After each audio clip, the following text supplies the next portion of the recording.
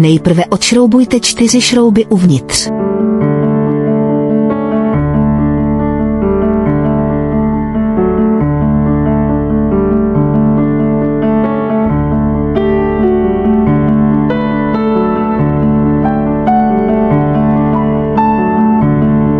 Poté odšroubujte šrouby zde.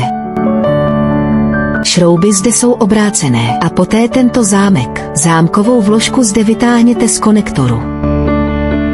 Poté tento zámek rozmontujte.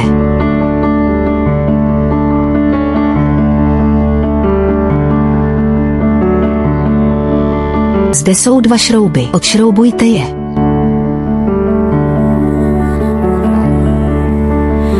Ano, poté jej vraťte zpět.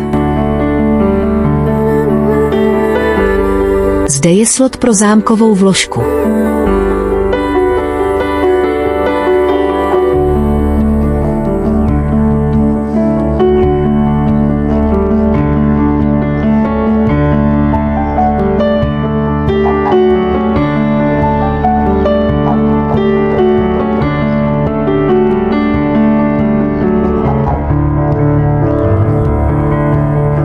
Pokud jde o baterii, zde bude konektor. Zde zapojte zástrčku GST.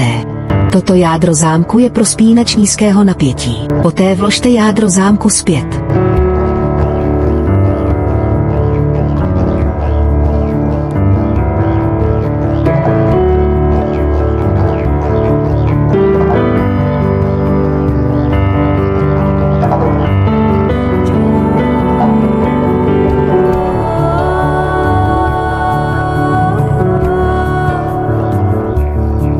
Při instalaci je třeba umístit banánkovou podložku nahoru.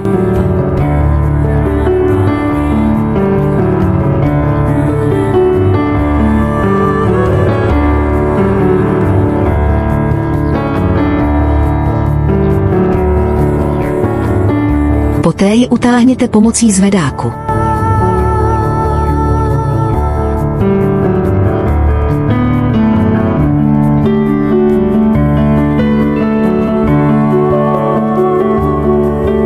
Těchto ručních dílů lze přímo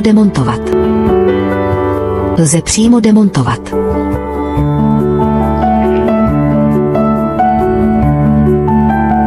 Zde jsou také šrouby na boku. Klíč je správný. Nejprve to neinstalujte. Tady.